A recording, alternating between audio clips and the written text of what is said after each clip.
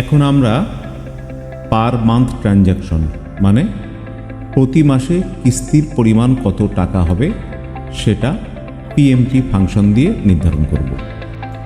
PMT ফাংশনের format এখানে দেওয়া আছে। এই জাতীয় ফরম্যাট সম্বন্ধে এর আগেও আমরা জানি, কাজ করছি। তো চলুন আমরা B6-এ পয়েন্টার রেখে আমরা ইকুয়াল টু সাইন দিয়ে আমরা লিখে দিই পিএমটি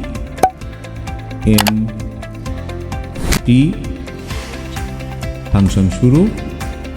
আমাদের রেট হচ্ছে এটাকে আমরা 12 মাসে ভাগ করে দিলাম। দেওয়ার পরে আমাদের এন পার নাম্বার কিস্তির সংখ্যা হচ্ছে এটা। তারপরে আমাদের বর্তমান মূল্য মানে আমরা 50,000 টাকা নেব। আমরা ভবিষ্যতে টাকাটা শোধ করে দেব এফবি ফিউচার ভ্যালু 0 এবং আমরা কিস্তির টাকা মাসের প্রথমেই দেব।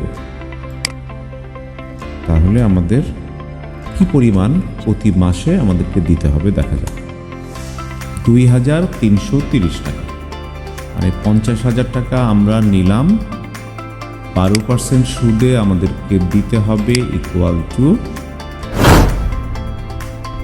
এটা ইন্টু 24 কিস্তি এন্টার মানে 55,000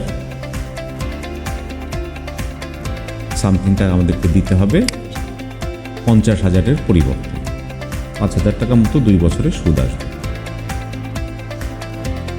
মাসিক কিস্তির পরিমাণ বুঝতে নিশ্চয়ই অসুবিধা হয়নি। সকলকে ধন্যবাদ।